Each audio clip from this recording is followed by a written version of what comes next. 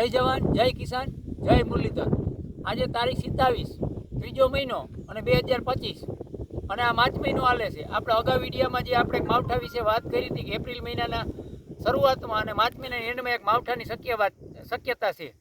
એમાં હાલમાં અત્યારે આપણે અમુક મોડલ અને વિડીયો અને સેટેલાઇટ જોઈ તો અત્યારે આજથી જે 27 તારીખે આપણે જે સૌરાષ્ટ્રમાં વાદળ અમુક જોવા મળ્યા અમુક વિસ્તારોમાં, અને કાલે અને પરમ દિવસ કચ્છ અને ઉત્તર ગુજરાત અને રાજસ્થાનના અમુક વિસ્તારોમાં વાદળછાયું વાતાવરણ ઘાટા વાદળ જોવા મળશે।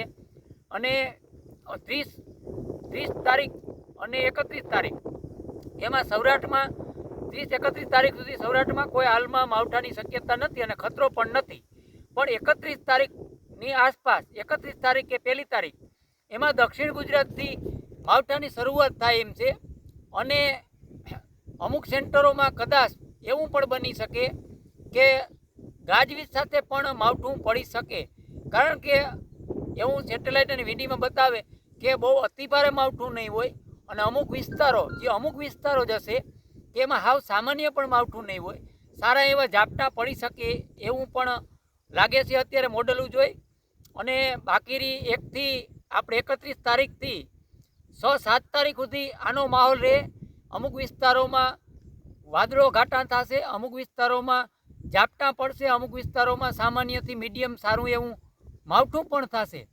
અને આમ જોઈએ તો 7 તારીખ પછી પણ એપ્રિલ મહિનાની 7 તારીખ પછી બંગાળની ખાડીમાં એક દબાણ થાય એવી અત્યારથી અગાઉથી બતાવે છે।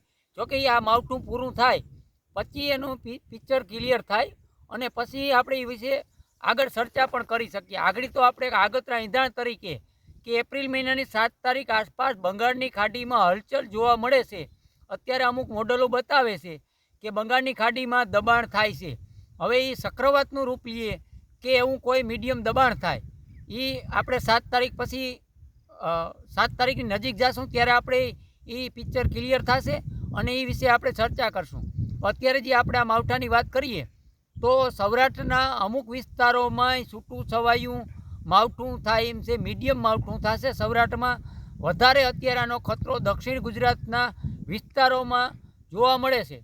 દક્ષિણ ગુજરાતના અમુક ભાગોમાં સામાન્યથી વધારે અને મીડિયમ માવઠું થાય એવી શક્યતા પૂરેપૂરી બતાવે છે।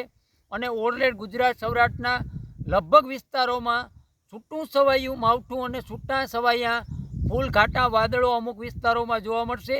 એમાં ખાસ કરી અને કાલે 28 અને 29 તારીખમાં કચ્છ અને ઉત્તર ગુજરાત અને રાજસ્થાનમાં અમુક વિસ્તારોમાં ઘાટા વાદળછાયા વાતાવરણ વચ્ચે અમુક જગ્યાએ કોઈ 5 પચડીવાર છાંટા આપણે કहीं ખરી જાય તો બીજા નંબરની વાત છે। પણ હાલમાં 30 તારીખ સુધીમાં કોઈ માવઠું થાય એવું નથી, પણ ઘાટા વાદળો થાય એવી શક્યતા છે અને એકલ દુકલ વિસ્તારોમાં કંઈ ઝાપટું પડી જાય તો એ અફવારૂપ હશે। બાકી 31થી આપણે જોઈએ તો 31થી મારા અંદાજ પ્રમાણે 6 તારીખ સુધી માવઠાની શક્યતા પૂરેપૂરી છે।